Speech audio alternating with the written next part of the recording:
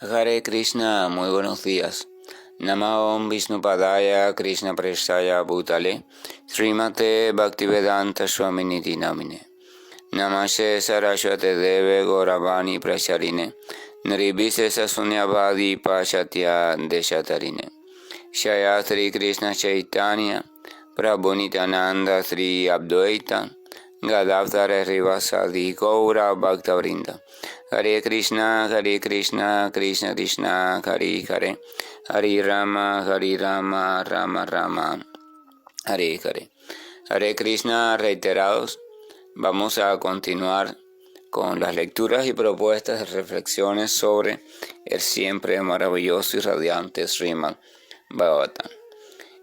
Arjuna continúa hablando desde su posición tan lamentable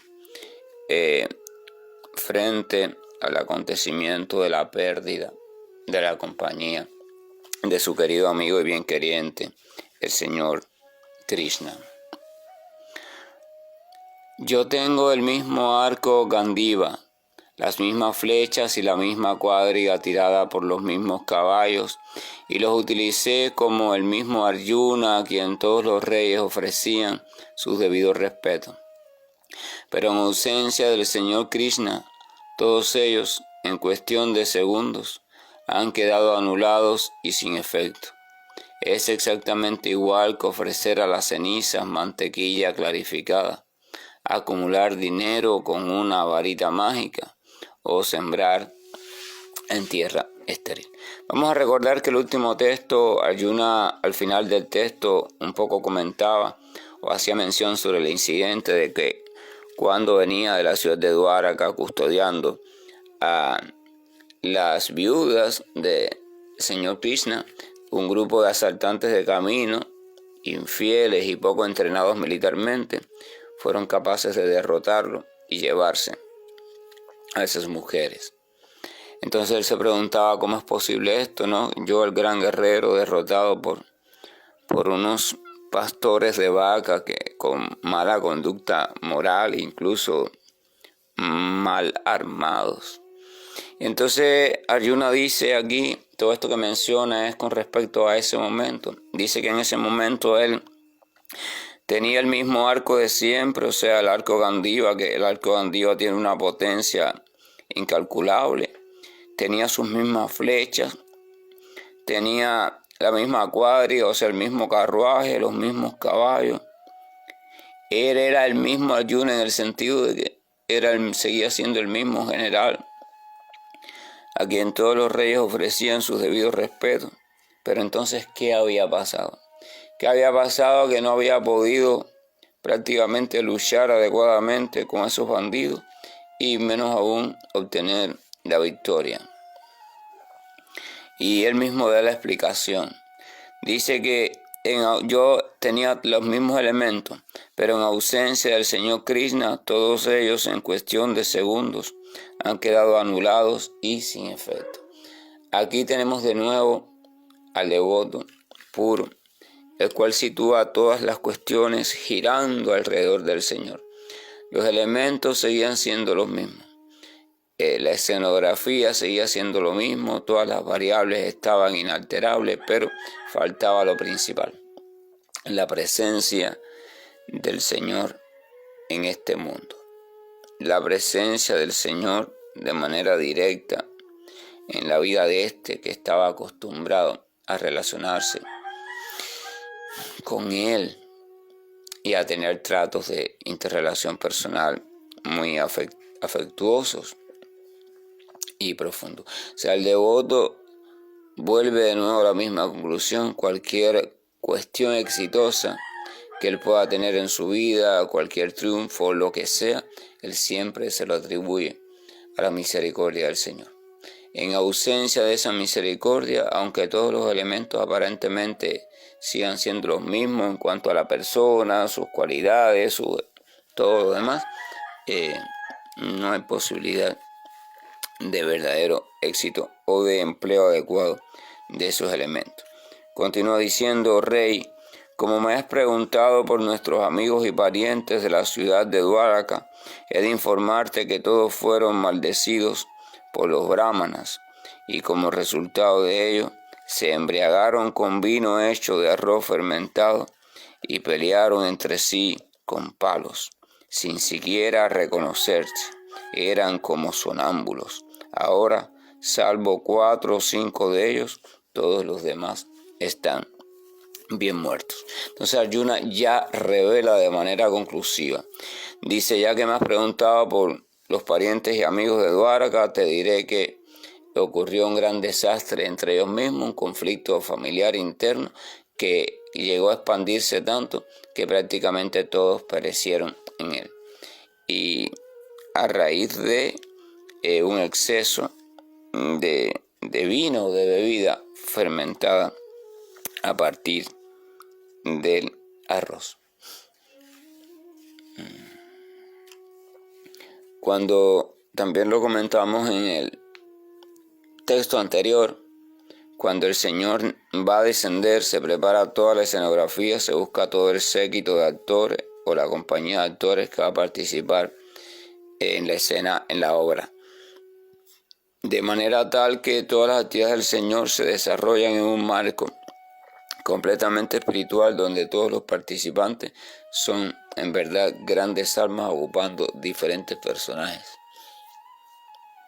Pero cuando ya llega el momento de que la escena se termine, la obra termine, el protagonista parte, entonces todo el séquito y toda la compañía actoral también tiene que partir. Claro, no parten al mismo tiempo ni de la misma manera, sino que cada una se le escribe de modo perfecto una salida elegante. O sea, se escribe, el guión se va llevando, la línea de vida de cada personaje se va llevando de acuerdo a sus propias cualidades hacia un término donde se ve como muy natural su partida. O sea, entonces gran parte de estas personas que vivían en la parte de la élite de Dwaraka, por decirlo así, que ocupaban cargos, o sea que eran guerreros todos, se les guió por un guión donde mueren como guerreros, pero mueren como guerreros al asumir una conducta no apropiada. Un exceso de vino. El guerrero tiende a ser pasional, la persona pasional también tiende a los placeres y la persona pasional también es muy fácil que caiga en el consumo de bebidas alcohólicas. Por eso el consumo de bebidas alcohólicas es una de las cuestiones que está regulada en la práctica de aquel que quiera encaminarse, o sea, transformar su vida para luego estar alistado para encaminarse en las cuestiones de la espiritualidad, porque ese consumo perturba la conciencia y la mente. Y una mente perturbada y una conciencia de ese modo limitada no puede, por supuesto, seguir a planos superiores de conciencia. No hay posibilidad de ello, porque el elemento básico es que la conciencia esté cada vez más despierta, cada vez más lúcida, cada vez más plena, o sea que el alma sea plenamente consciente. Así que todo lo que perturbe y limita ese estado de progresiva plenitud se convierte en un obstáculo y de hecho en un peligro potencial para aquel que aspira a espiritualizar su existencia. Pero de algún modo, por la voluntad del Señor y debido a la intervención de la energía ilusoria, estos personajes fueron inducidos desde dentro, por supuesto, o sea, les llegó el deseo. Ese deseo les llega desde la propia energía del Señor y la presencia del Señor en forma de superalma. Les llegó el deseo de reunirse todos y tomar vino y seguir e incluso dejar la medida adecuada detrás y seguir bebiendo hasta estar totalmente borrachos. Y en ese estado, y debido también a la participación de la pasión que formaba parte de sus tendencias naturales de comportamiento, surgieron unos malos entendidos y entonces los resolvieron como los guerreros.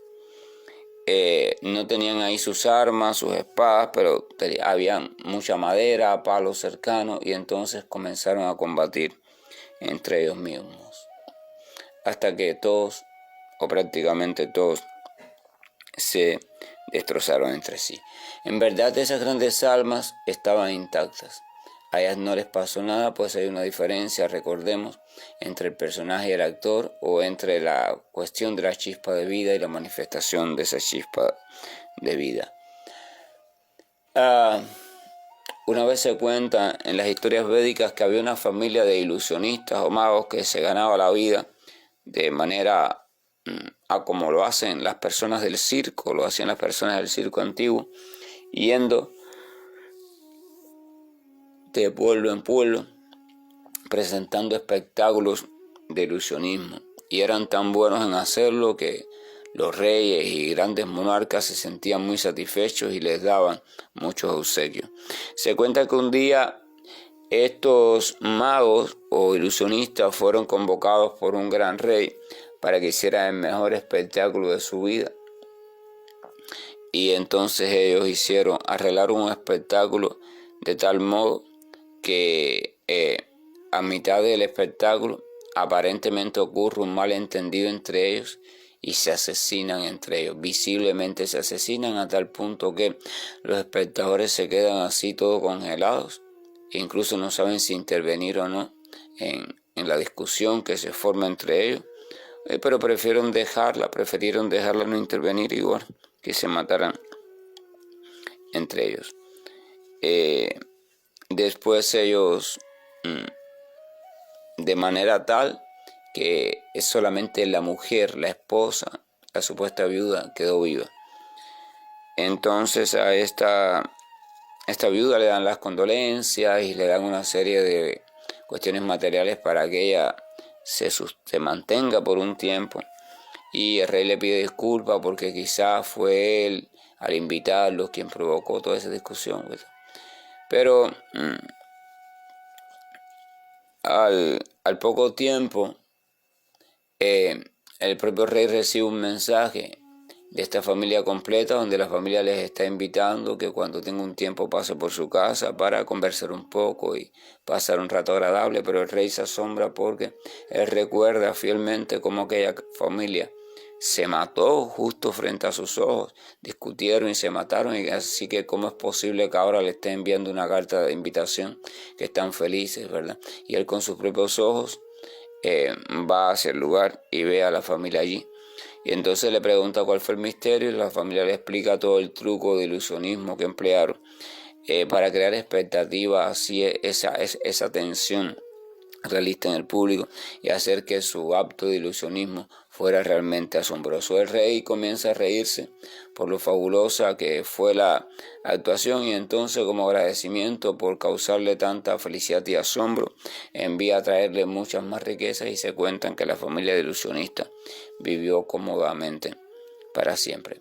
La cuestión es esa, o sea, si esa familia fue capaz de hacer eso, entonces imagínense ustedes cuál es el nivel de perfección en esta cuestión de crear ilusión que tendrá el Señor Supremo y su energía, o sea, la energía que está al servicio del Señor. Sucede de la misma manera.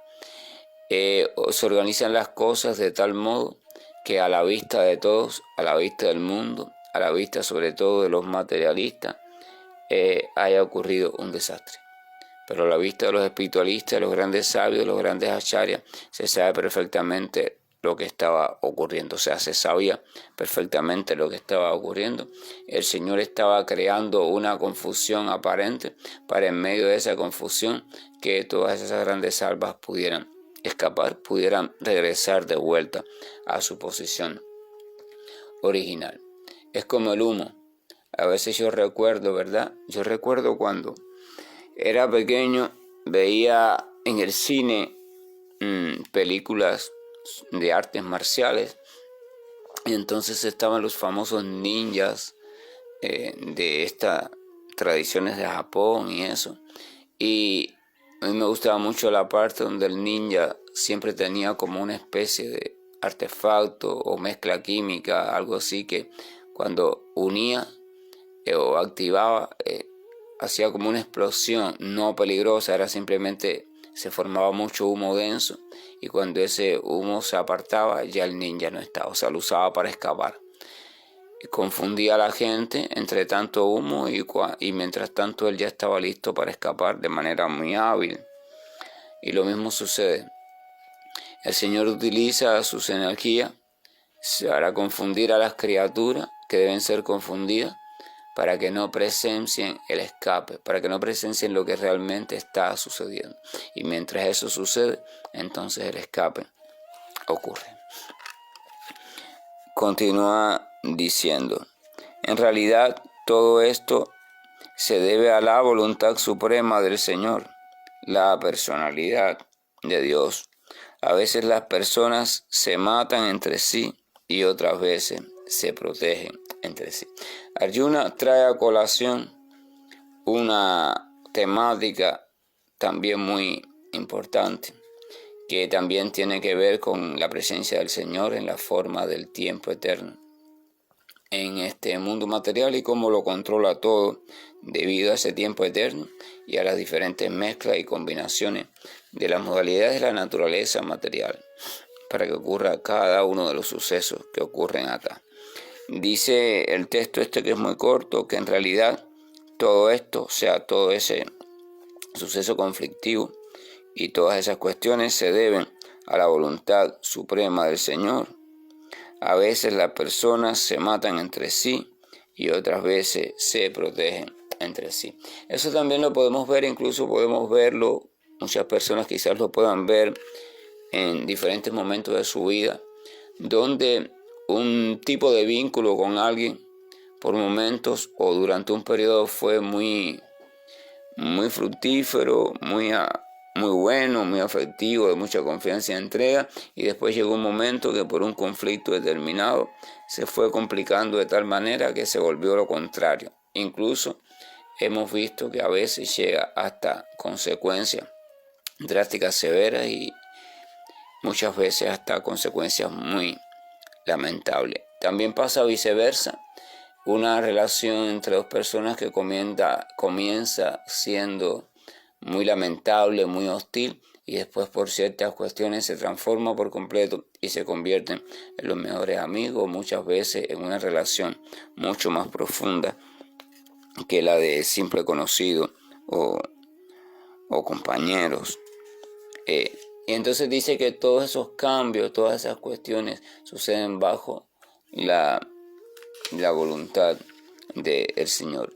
Por eso el devoto trata de no criticar nada a nadie, de no culpar nunca a nadie ni a nada, porque él va comprendiendo que todo en este mundo material está manejado por la energía ilusoria del Señor, y esa energía ilusoria está manejada por el lazo que la une al Señor, o sea, al servicio del Señor. Entonces el devoto simplemente comprende que ese efecto de la cuestión del tiempo, ese efecto de la cuestión de la ley de causa y efecto, así que él sigue en su misma tarea, sigue tratando de enfatizarse o enfocarse en su práctica para seguir estando cada vez más alestado en una posición agradable al Señor y cada vez más separado e independizado de los ilusorios sucesos materiales que tanto le han apartado de su situación original, o sea, su situación como parte y sirvienta de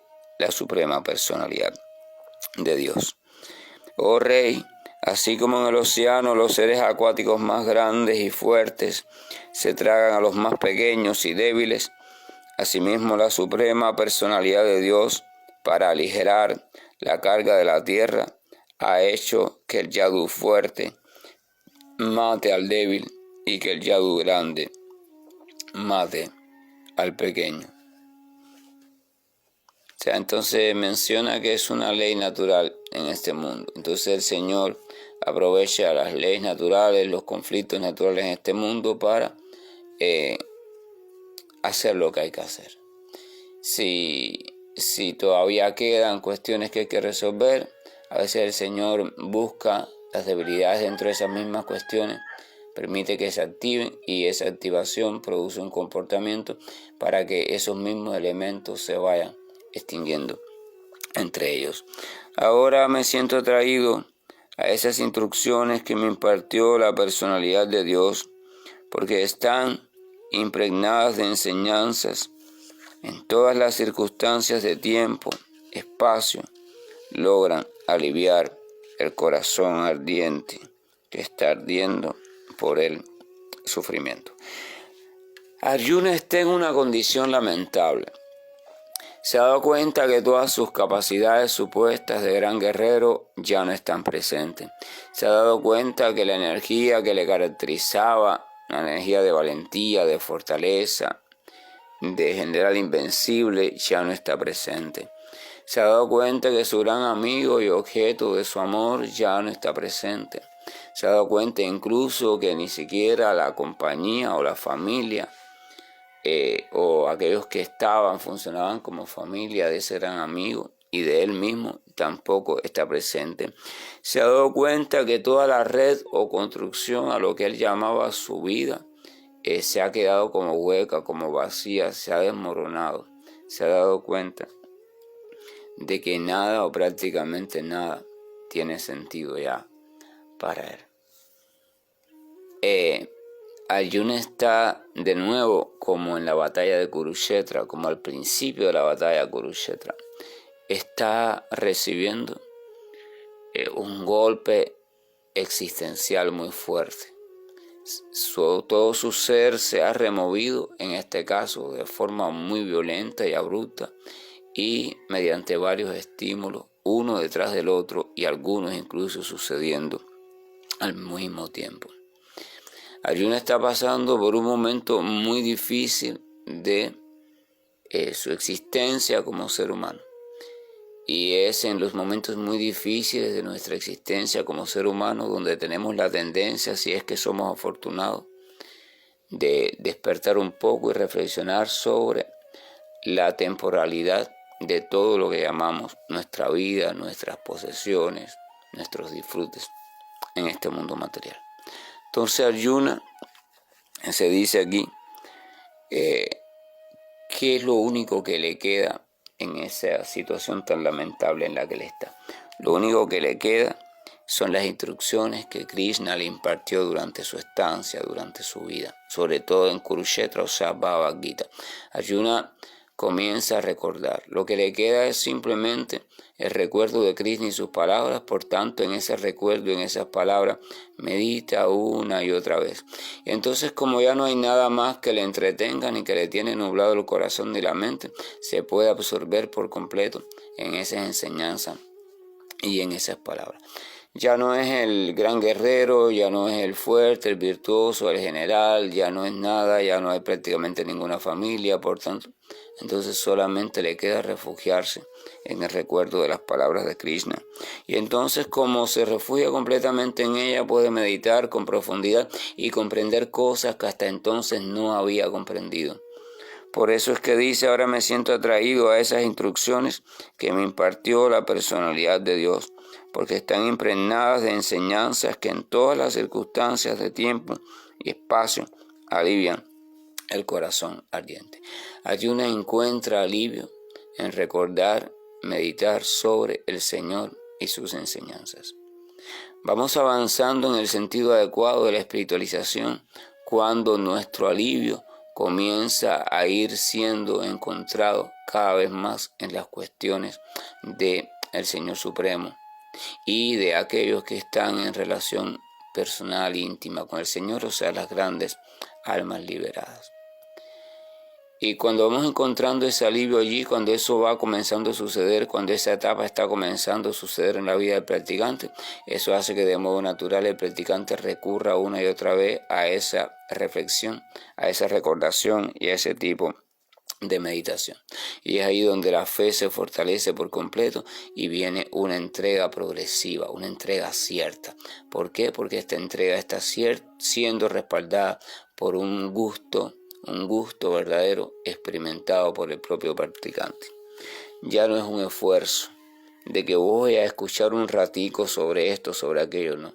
Ahora él desea escuchar porque es lo único que le está trayendo alivio, es lo único que le está trayendo ese alivio en medio del lamentable fuego de la existencia material donde se ha descubierto sufriendo. Está descubriendo que la existencia material no es aquel gozo idílico que él pensaba, sino que es causa constante de situaciones complejas y situaciones muy inestables. Y busca refugio allí la enseñanza del Señor. Pero ¿qué pasa si no tenemos la enseñanza del Señor? ¿Qué pasa si ni siquiera hemos prestado atención a ella? ¿Qué pasa incluso si ha cruzado por nuestro lado, pero no hemos desarrollado fe en ella? ¿Qué pasa si ni siquiera tenemos fe en la existencia del Señor? Entonces, todo en nuestra vida es existencia material y no vamos a tener ni siquiera la más mínima oportunidad de escapar de ella, porque ¿hacia dónde vamos a ir si todo lo que conocemos es la concepción materialista de la existencia? No hay escapatoria para el sufrimiento de aquel que solamente acepta la existencia desde el punto de vista material. No hay escapatoria. Porque si la existencia desde el punto de vista material es precisamente la causa del sufrimiento que está experimentando, entonces, si todo su mundo consiste en esa existencia, ¿para dónde va a ir? Es lamentable el pronóstico de nosotras las criaturas cuando vivimos de esa manera.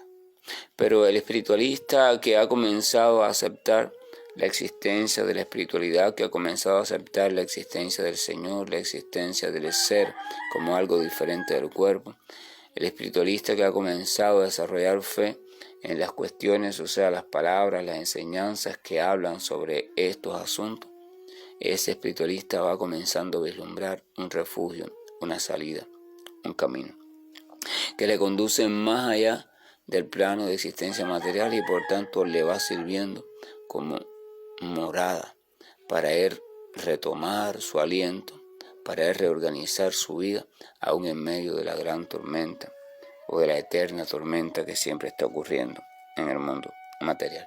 Que la gracia y el amor de Dios nos acompañe para que seamos lo suficientemente afortunados como para ir desarrollando a su debido tiempo la comprensión o el despertar de que todo, absolutamente todo, relacionado al mundo material es temporal, transitorio y en constante transformación, que nada es estable y a fin de cuentas todo se va a desaparecer.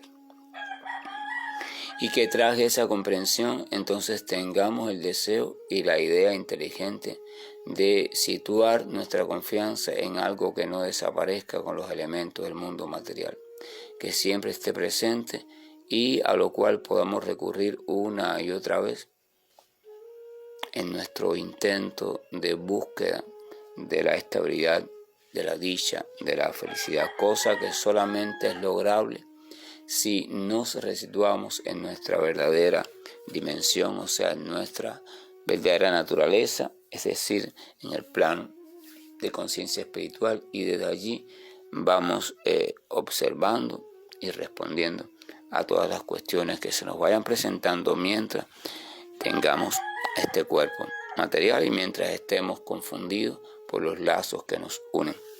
A ver, Hare Krishna, buen día, y estoy finalizando la llamada. Hare Krishna, Hare Krishna.